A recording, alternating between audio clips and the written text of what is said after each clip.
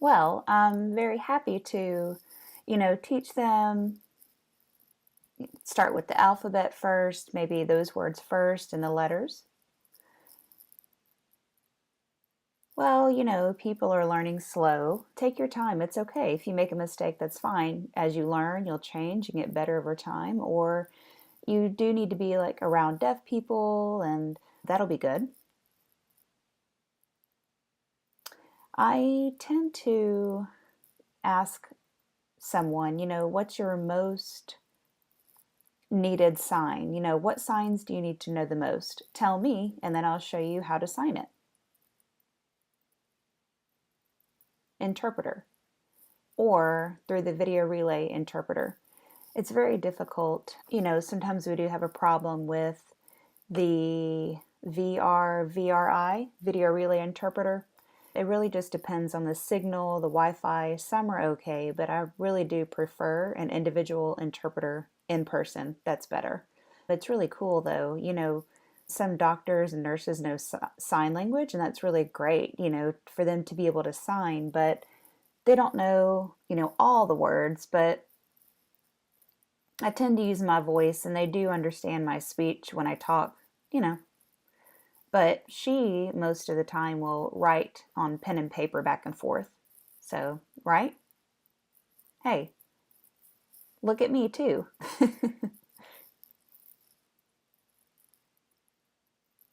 And sometimes I do ask the doctors, like, hey, I need an interpreter, and they kind of make a weird face, and I feel like they're discriminating, but hey, your doctor, most of the time, uses pen and paper to write back and forth. Yeah. Mm. So, yes. Go ahead, go ahead. So, I'm from Arizona and I moved here. There's definitely different sign language from Arizona to Memphis, Tennessee. It's very different. Yes. But most of it's the same. I still do understand the communication. Like slow, those are two different signs. Early and early are different. Mostly I've forgotten all the signs that are different from Arizona since I've been here in Memphis for a long time. But I lived in Chicago, and when I moved here, 1980, there was a big difference in the sign language, but I can't remember everything, all their signs from Chicago. I've just gotten in a habit with the deaf community here. So, no, no deaf community changes. No, there's just a group that of the same people and we all have grown together. We're all about the same age. I work, yeah, I work for Memphis Deaf Community of the Mid-South. It's something I do, and I've met a lot of deaf people and groups, and sometimes it is a little frustrating because you can ask, hey, what does this sign mean? Like yesterday, or like turtle, it looks different. So there's so many different signs. So I just ask them, what does that mean? But oh wow, I've learned so many new words. Hey, wait. So with the technology, a long time ago, there was not any communication ways to get in touch with people. So like the video phone, a long time ago, we didn't have that, but we started having the TTY. But later, we finally started using pagers, with the flip up thing, and it started growing and changing. The technology has gotten so much better. Having the sidekicks, the different phones like from T-Mobile or the iPhones, it's gotten better and better through the video relay service. You don't have to use the big machine with the telephone to type and use that. But now, used to you had to actually use a phone with the wire, a house phone, but now it's wireless. Yeah, before there was a phone with the wire, but now we're wireless now. So yeah. So with Wi-Fi and the video phone, you can use an interpreter with the video relay service. It's really wonderful with technology, and I'm really happy that the deaf community has a lot of new things now so we can be equal with hearing people. And I don't have to depend on hearing people anymore. I can do things myself and make phone calls. Yep, that's right. Yeah, I don't use I don't use them at all. Yeah, she can't use hearing aids. She can't hear at all, but yeah, I can. But I do have the problem with the skin allergy with the plastic mold in my ear. I tend to get watery ears, and the same thing with my prosthetic leg.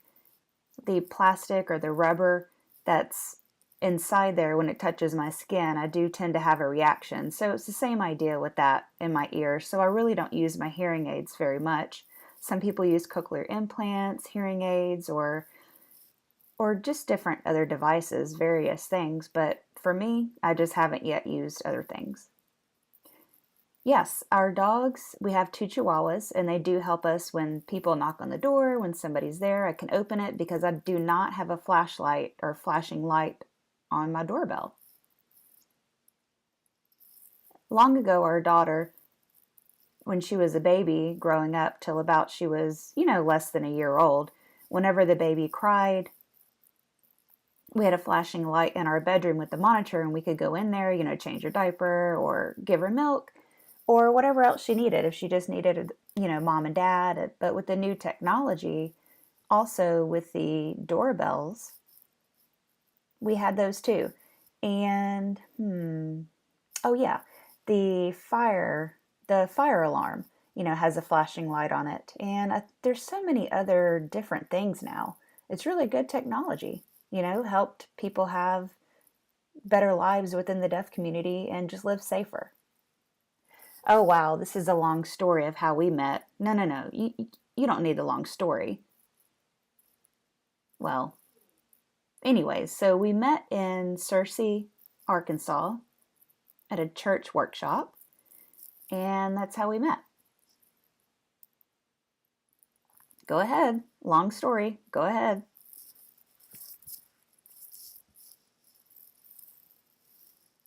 Okay, so how we met. This is a long story, but I'm going to try to figure out a way to condense it, consolidate. So in Searcy, Arkansas, at the time I lived in Chicago and I was with a hearing group. I was the only one that was deaf, but I went ahead and joined a group to go to Searcy, Arkansas for the annual like church group. It was some kind of like a hearing drama play there too. So I was with my baby sister. Her name's Sue, and she's hearing. But anyways, we went there, and then the next year I met her, but I'll explain more. Anyways, so the deaf workshop. She was with her mom down on the first row, on the front row, and I was sitting on the last row, the back row against the wall, and I was with my sister. And so we were watching and listening to the presenter, and I didn't know about her since she was sitting on the front row with her mom, and she told me that she was trying to get her mom's attention and say, "Hey, that hippie boy back there with the long hair, with the long tassels on the jacket." It was like in the 1970s. Um, I was sitting with my baby sister, and she thought that my sister was my girlfriend. So, anyways, as time went on, it was time for me to go back to Chicago, and I had to hurry and get on the van and go home to Chicago. And she was trying to figure out a way to meet me. So she went through the doors and she came up to me and pushed me and bumped into me. What's wrong? I kept telling her I have to hurry, and she was saying, "Wait, wait, wait." And she was trying to ask me, like, "What's your name? Where are you from?" And all these things. And I just didn't have time, and I had to go. So a year later, I went back again to Searcy, but not to a deaf workshop this time. It was another hearing group, and I just wasn't really that into it. So I stayed in the library at Harding College. Well, now it's called Harding University. It's more of a famous place now. But anyways, I was sitting in a chair in the lobby or library learning sign language because Arkansas had different signs than Chicago. So I was just looking and practicing, and a man came up to me and noticed and asked me, "Are you deaf?" And I said, "Yeah, I'm deaf. Are you deaf?" "No, no, no, no." The man said, "I'm just learning a little bit of sign." Learned a little bit of sign language, that's all. And he asked me, "Do you know who Suzanne, Suzanne, last name Vanderpool? Do you know who she is?" "No, I don't know who she is. Is she deaf?" He said, "Yeah, she's deaf." So, yeah, sure, I can meet her. So he made a phone call and told me that I get to meet her tomorrow, the next day. So the next day he picked me up somewhere. I can't remember. It was somewhere that I was staying in a dorm. He picked me up, then he took me over to her grandmother's house. Yeah, I forgot. Let me take a step back. Hold on. The man who met me, he asked, "Do you want to meet Suzanne's parents?" Her parents are right there. So I went ahead and met them while I was there yesterday. So her parents were very, very friendly and nice. And her mom told me my daughter is deaf. And I was like, "Oh, well, I, I thought that they lived in Searcy, but I found out that they actually were from Arizona." "Oh, okay." So I was curious. I asked them, "How old is your daughter?" I think it was 17, 16. Yeah, 16. So they said she was 16. I was surprised because at, I became curious. I wanted to see her since we were almost the same age. They said, "Sure, you can meet her." So the next day, I met her at her grandmother's house. And I had never met her before. I just didn't remember. And so they picked me up and took me over to her aunt's house or grandmother's house. I think it was your grandmother's house. I remember, yeah, your grandmother's house, because your aunt lived in a dorm or a building next to the church, and the houses in a row. I remember those. It was your grandmother's house. So I got out of the man's car and she spotted me from the kitchen. She was telling her mom, "That's who I was looking for. That was him for the last year. I've been looking for him." And finally, she ran out and came to me. And I thought she was kind of weird. I thought maybe I don't want to get to know her. But she started telling me how she was so excited to see me. And finally, "Where are you from?" she asked. And I told her I was from Chicago. And she was so shocked because she thought that I also lived in Arkansas in Searcy. And I said, "No, I come every year with my sister to the church groups." And she was just so shocked and amazed. She explained, said, "Hey, do you remember last year I bumped into you?" "Yes, I remember." "Yeah, I do remember." "So that was me. I was looking for you for a year. I thought you lived here." And so I became really interested and into her. And so I think we went out to eat. No, we just stayed at your grandmother's house. I don't think we left. We stayed there at the grandmother's house and just talked for a long time, for hours.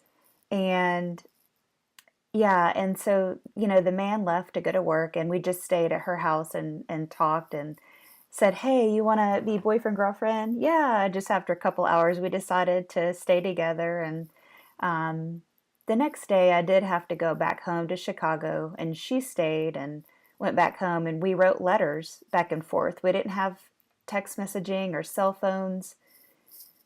At that time, it was maybe 77 or 78, 1978. We wrote back and forth many, many, many, many letters, a big stack of letters, and I still have those. So for a year, we wrote letters back and forth. I graduated high school from Chicago, packed up, and moved to Memphis, Tennessee. Her mother was planning on moving to Memphis, and she didn't know that at the time, but after she finished school in Arizona, she flew to NTID, and I stayed in Memphis with her mom and dad at their house for, I think, 1 or 2 days. And finally, I got to see her. I think it was at the train station. No, the airport. The airport. So I saw her and gave her a hug and just kind of went on from there. Yeah, it's a really beautiful story. So I was 15 when I learned sign language from Arizona school. I learned the basic signs in about 2 weeks, but the other stuff, it took me a couple of years. So I grew up going to oral schools. Oral, like this way, not that way. Sign this way. No, that's the English sign. I have to do it this way. Oh, I understand. I grew up at an oral school, and no, I don't blame my parents because they really didn't know what to do long ago in the 1960s. I went to Pennsylvania School for the Deaf, an oral school. Then I moved to Boston School for the Deaf at an oral school. And then I moved to Arizona and I thought it was going to be an oral school, but I found out that they were doing sign language. I was like, what is this? What is this? So I started picking up sign and learning, and I could communicate so much better. And so when I was growing up, I couldn't read or write. I depended on my parents, and when we moved and I was learning sign language, became a lot more independent. So I really am thankful for the school in Arizona.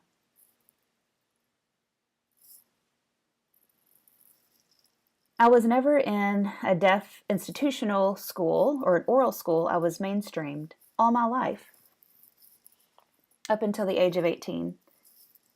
So I learned sign language just by school, with the mainstream, with the students who were deaf, the teachers knew sign, and that's how I learned. And also, I have therapy, I think speech therapy, not oral school, but SPEECH. Yeah, speech therapy growing up. And now I can speak pretty well. And growing up, I got married and, became an adult. And a lot of people thought I might be hearing because I do speak pretty well.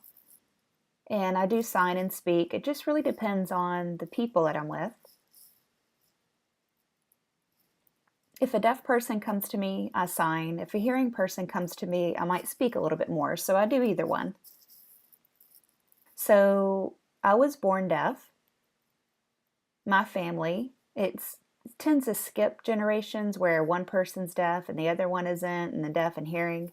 So on my family, aunts and uncles, cousins, nephews, nieces, grandnieces, nephews, just a lot of people are deaf on my side of the family. But my niece who was deaf just passed away recently, and I do miss her a lot though. But yeah, a lot of people on your mother's side, yes. So my mother's side of the family, a lot of people are deaf. On my dad's side, there really isn't that many deaf people. So I was born hearing, and I became sick at 4 months old with spinal spinal meningitis. I'm sorry, I can't think of the spelling, but I became deaf. My parents didn't realize I was deaf until I was a year old. And they found out that I was deaf because my dad was hammering all throughout the house, and I was just sitting there, not even blinking my eyes from the noise, just sitting there. And they noticed I wasn't reacting. And when people would walk up next to me or behind me, I got scared a lot because I couldn't hear them. And so they took me to the doctor and found out that, yeah, I was deaf. So I would say communication, nah, like with a job, with work. Yeah, I would say the toughest thing has been jobs. But luckily, I do have a job. Yeah, that's a tough one. Hmm. Lucky we do have a house. I'm trying to think of struggles with communication. The jobs. Yeah, I would say because we have to use the telephone to communicate. Most jobs, they don't want to write back and forth on paper and they just talk and go on. But like if I don't understand, it's a struggle. It is tough. That is a struggle with, especially with doctors too. Like I was saying earlier, they don't want to write back and forth. They don't want to hire an interpreter because it's expensive, but hey, that is discriminatory. And NAD, National Association for the Deaf, is working on spreading awareness that people do need interpreters, you know, doctors' offices, places of work, in just many different places. It really is required. Some places you really don't need, an interpreter because that individual might be hard of hearing. But, I don't know. I think that's all. Whenever Luann was born, I taught her signs, not finger spelling, how to spell things, signs like for milk, cat, dog, eat, eat, more, just different signs for foods. Most of the time, like play, most of the time she used more. We just teach easy baby words. That's all. Nothing difficult. Didn't give her, hard things to learn. I would say 6 months old, started signing. You do need to start with, baby words and teaching that, like cat, dog. Maybe you can find an ABC book that has picture of A for apple, B for banana, C for cat, D for dog, E for egg, and fish, and show things like that. Easy words. Like pointing to like the flower, the chair, and show signs of the things around you. Hey, remember that our children went to the zoo? And you'd be like, oh, that's a giraffe. Oh, that's a lion. Oh, okay, lion. Different signs like that. Animal signs. With pictures, or maybe, we went to the Memphis Zoo a lot too. No, no, no, no. We weren't worried about our two children. No, we weren't worried about them being deaf, but our two children are CODAs, child of deaf adults, because we're both deaf. And there's no reason to be, worried about that. It was just a normal life for us. She was never a troublemaker. No. No, no, no, nothing. She was fine because, she really helped us a lot and we taught her and she helped us a lot too. She would tell me, maybe interpreting for us when she was young. Yeah, she did want to help us, with the telephone to phone calls. And, I remember, when she was 10 years old, she would do phone calls a lot, calling my parents or my sister, nothing that was an emergency, just small things, not big, huge conversations like doctor's offices or things like that. No, but and remember that Luann would call us, whenever she wanted the back door to be open to play outside, or if she needed help opening the refrigerator. We're like, oh, she would pull our hands, pull my hand and lead me everywhere. As she was learning sign language from 1, 2, 3 years old, she kept getting better and better and better with signing. So, that's why she knows sign now. And, I'll never forget when oh, no, wait, I think Luann was 2.5 years old. We went to Mickey Mouse, Disney World in Florida. And I had an 8 millimeter film, and I'll change it to, a CD later and probably post it on Facebook, what I'm going to tell you. But um, it was really amazing.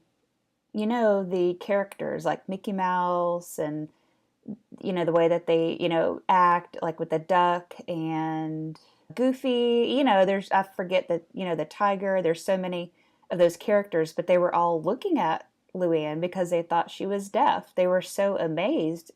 She was saying, hey, hey, mom and dad deaf in sign language. And the people didn't understand what she was saying. And they just felt so bad that they gave her a poster with all of their, like, Mickey Mouse, Tiger, Duck, all the characters had signed it and gave it to her. They thought she was deaf. It was interesting. And so that's the number one memory that I have. No, we didn't tell them. I did not tell them. No, she's not, that she can hear. No, I didn't. I just left it alone. Just for fun.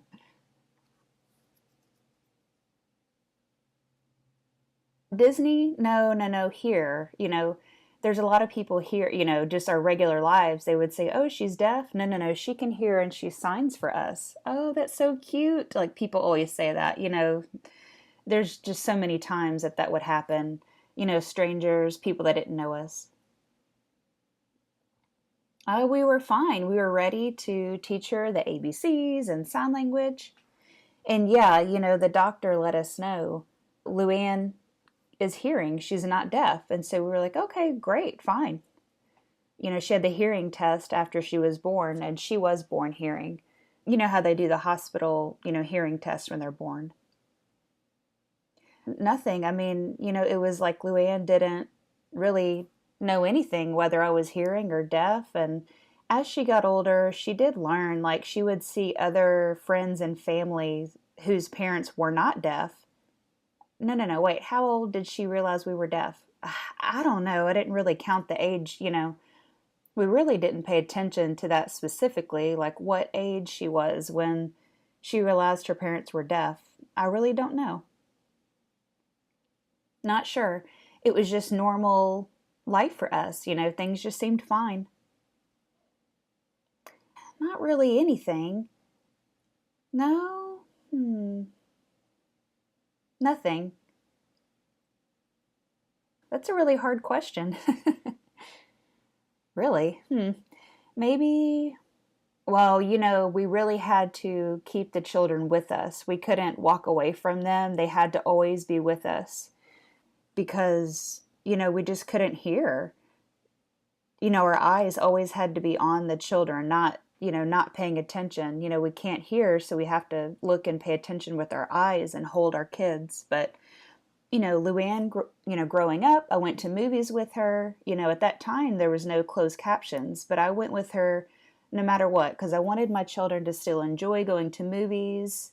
And I read books to her. We went to movies, and there were so many fun things we did, no matter if there was no closed captioning or special accommodations for us, and that was okay. We just wanted them both to enjoy and have fun, but we didn't want them to be in jail at home. But now the technology is so wonderful. We've been lucky, been patient.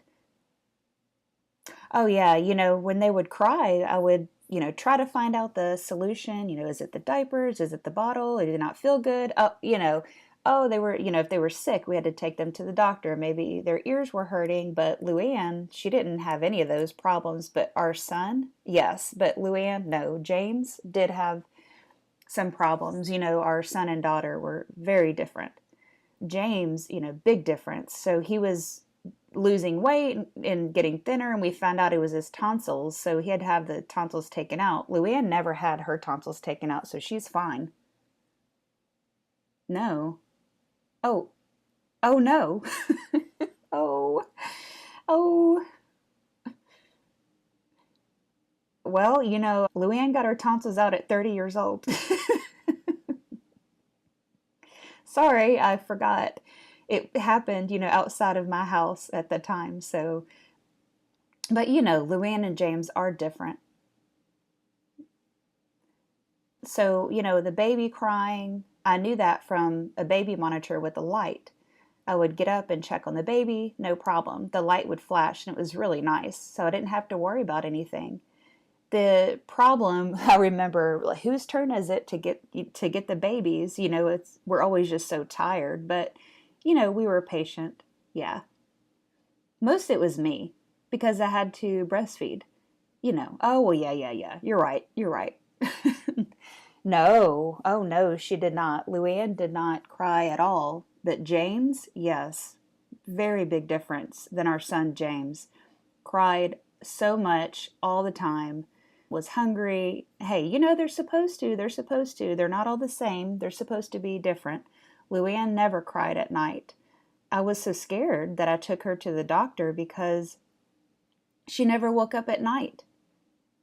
The doctor said, okay, well, you have to wake her up to feed her. So I had to wake her up and she wouldn't wake up. And every night I had to keep waking her up to feed her. But she just never wanted to wake up. But James was awake all night, but not Luann. Yeah, she would be waiting. She'd tend to get up and just wait in her crib and shake the side of the crib, and she would just be smiling and awake every day, and got her out and played with her every morning. And I don't know where she was. I think Suzanne was at work or at the food store. I can't remember. But I was sleeping, and she was sleeping in her room, and I thought she was sleeping. So I saw the light flashing on the monitor, like flash, flash, not flash, flash, flash, flash. There was a pause between the flashes. And I didn't know what that was. I was curious. So I went over there, and, the crib, yeah, the crib, on the side of it, she was yanking it back and forth. Oh, I understood now why it was doing that. So I got her out and, got her out to play. I think she was probably about 2 or 3, maybe 2, right around there. Yeah, I think she did know that we were deaf. At least by 3 or 4 now. You know, I don't know. I think so because she was signing. Not she never spoke with us, but she did. She did talk. Luann learned to speak and talk through my baby sister, Melanie.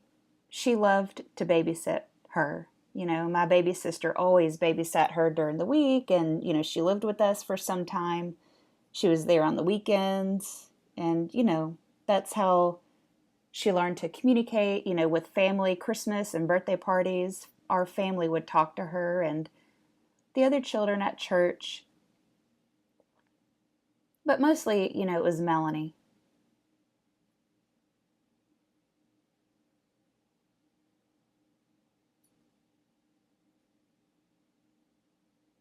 Well, I remember that Luann was learning sign language from our deaf friends that would come to our house, and she was just watching them as they were talking, like, oh, and learning sign language. I do remember that. She learned a lot of sign from different people.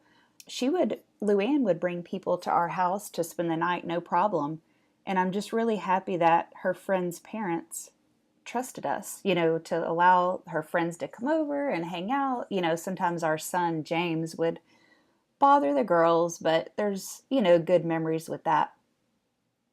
About the deaf culture, I would say it's so expressive. You can tell when people are happy and what they're feeling, depending on like what their facial expressions are, if they're sad or upset, angry. Luann can tell, she could tell with us, her parents, if we were upset or happy, or she would say, hey, and try to figure things out. Like Luann, if she was upset, I could ask her what's wrong. I could tell by her face. I can't hear, or see, talk to her, but I knew that she was upset, happy, sad, tired, or exhausted. Oh, but most of the time, you have to say, are you okay? Are you okay? I love being deaf. I know that there's a problem and I can't hear, but now with new technology, everything's been really great. Me too. It's better now than it was before. I don't have any problems. We do have a video phone to communicate, a house. I do feel safe.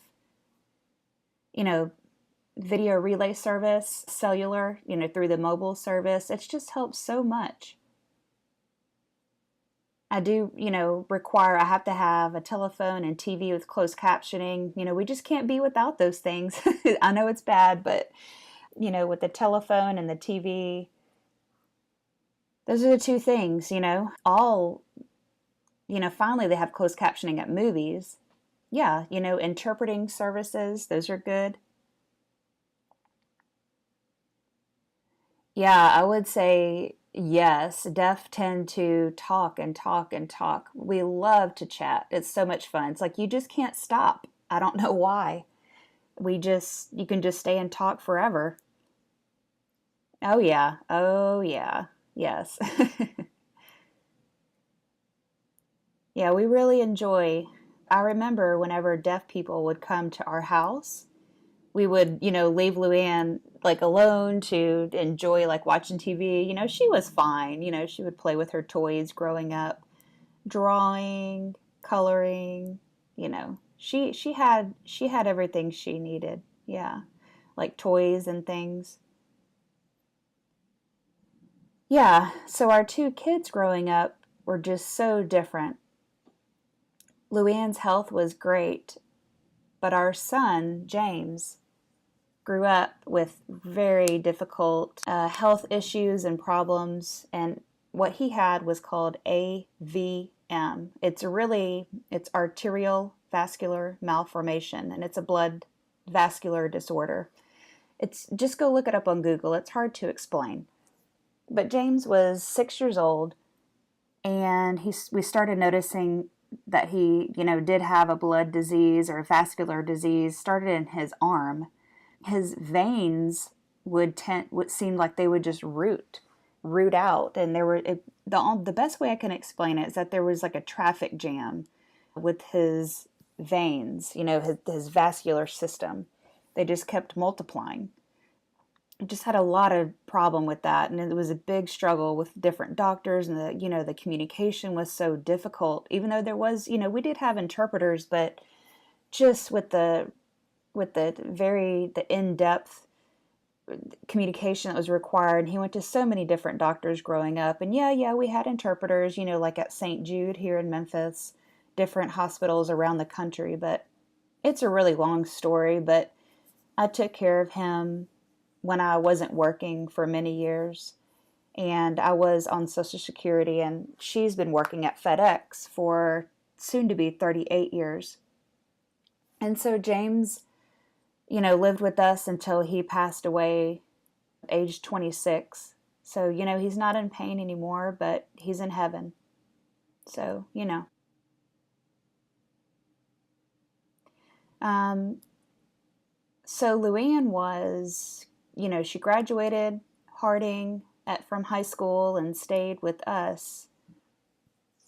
She started college maybe for a year and decided that she wanted to move out to an apartment because she needed to have some quiet to study. And we just can't hear, all the noise we were making. And she was just so tired of, mom and dad making noises. So we're like, sorry. So she moved to an apartment, to be very independent, no problem. Very independent. For many years, she lived in an apartment. And then she did get married to our son-in-law. His name is Chip. Sign name Chip. And Luann has been married for 12. Oh, no. Oh, 8 or 9 years. She got married in 2011, October 22nd. So she's been there ever since. It's been great. And so Luann grew up more independent. She's had a good life. Whatever she wants, she did work as an interpreter too. Whatever she wants, she'll just go for it and get it, But with James, he had so many health problems, and it was just a big difference. But they both had a fair share of, good life with us. She's been doing really good, good job. And, now she's, got her PhD, finally. PhD, finally. Yeah. So thank you for watching, and we love you. Thank you. Whether you want to learn ASL to communicate with others just for fun, or to improve communication with your autistic child, or to strengthen your bond with someone, Sign Tribe Academy is the perfect solution. Be sure to check out Sign Tribe today, and thank you for stopping by.